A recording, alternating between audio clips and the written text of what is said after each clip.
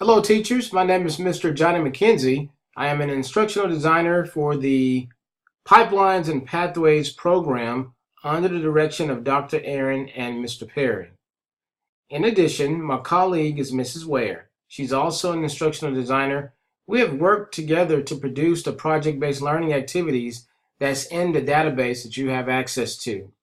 I wanted to take a few minutes just to show you how to use the template and how to implement the project-based learning activities in your classroom. If you look at the very top, each particular project-based learning activity will have a course name. These particular lessons were written for specific courses. This lesson was written for a STEM class or a physics class. The physics can be high school through college, and STEM, of course, can be all the way down to middle school, high school, as well as college. These will work well for the collegiate academies too.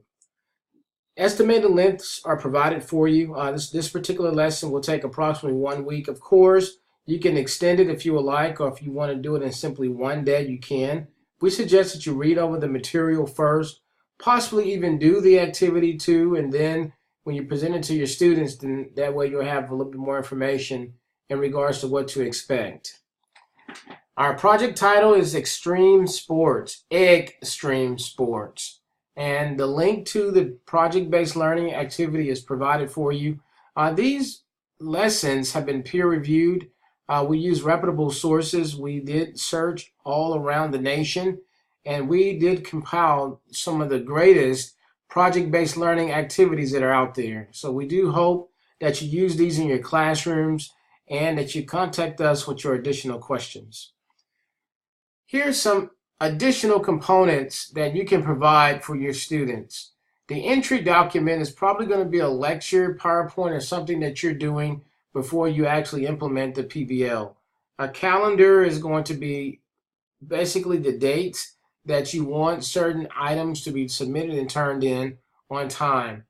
Rubrics are provided, so if you check our database, you will find rubrics. However, if you have your own, feel free to use them. Scaffolding activities, in case you're using All-in Learning or EduSmart Science or any other resources, you can scaffold those in. Project-related resources and links, videos, YouTube videos, the Khan Academy, a lot of teachers are using those. Assessments and evaluation, we do suggest that you do some type of formative and or summative assessment. I know that in certain districts, DOLs are required. That it stands for demonstration of learning.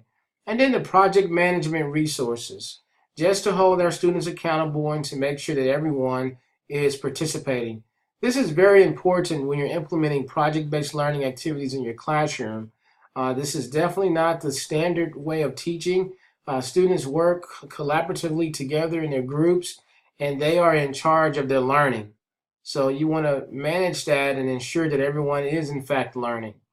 So question number 1, what learning objectives are covered in this particular project? We will always start our PBL lessons off with a question, and that question is designed to guide the investigation of what the students are learning. State your project's driving question.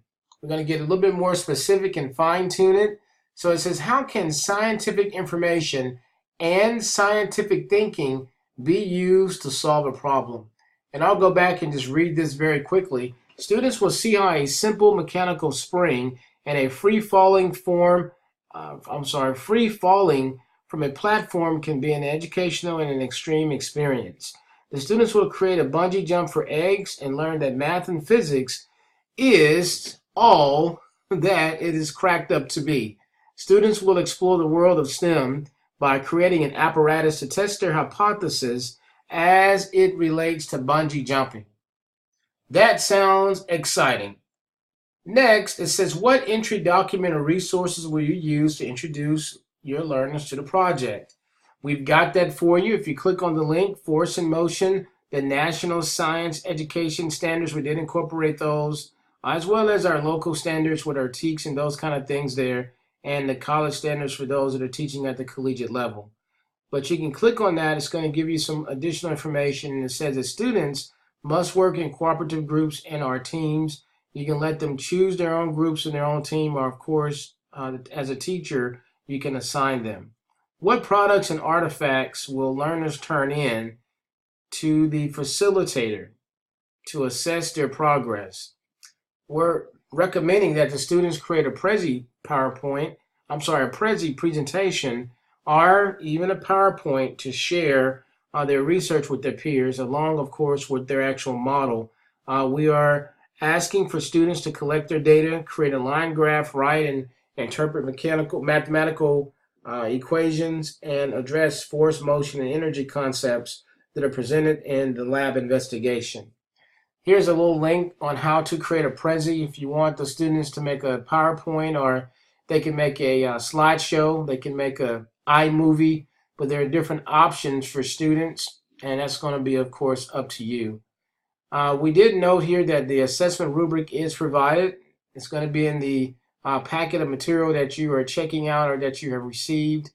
And also, we are really cognizant of our time. When you're doing PBLs, you just want to make sure that your students are meeting the deadlines. Okay, we've also provided some academic scaffolding, and we've put some notes there for you. And then there's a link as well to get some additional information. We're going to keep it moving from there. What are you going to do to make sure that your students keep on track in regards to their progress? So we gave you some examples. A group contract via Google Doc could possibly work. You could use a bi-weekly group meeting that the students can do. They can also log their work inside of their journals, notebooks. Okay, they can even email you their progress as well.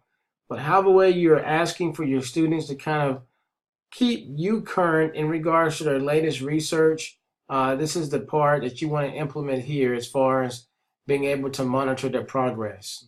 Remember, this activity is only 1 week, so we think that should be pretty fine. It's pretty good for this activity. The physics of bungee jumping. So now we get actually into the actual lesson itself. We did put some strategies in there for your ESL students, English as a second language, or your ELL students, English language learners, or even your students that may require modifications, accommodations, and those types of things there. So we did take that into consideration. We did provide differentiated instruction for the students. Okay, so the students do the activity. The students now present their findings to class, and then we want you to kind of go back and evaluate this particular PBL. How did it go? What did the students find fascinating about it? What did you find fascinating about it? Reflection. How would you improve it? Are you going to use it next year? Just provide some feedback here in regards to the actual PBL. We're definitely open to feedback, and we would definitely love your input. We have over 100 PBL lessons. We will provide another professional development for you as well. In the next professional development, we'll actually look at a PBL, and we'll go to some of the resources online and show you how to maneuver through the actual resource online. We are so excited that we get an opportunity to work in the educational field in the 21st century. A lot is changing, and we're so thankful that we're on the cutting edge and that we're still learning and that our students are learning as well. We wish you the best of luck. Thank you.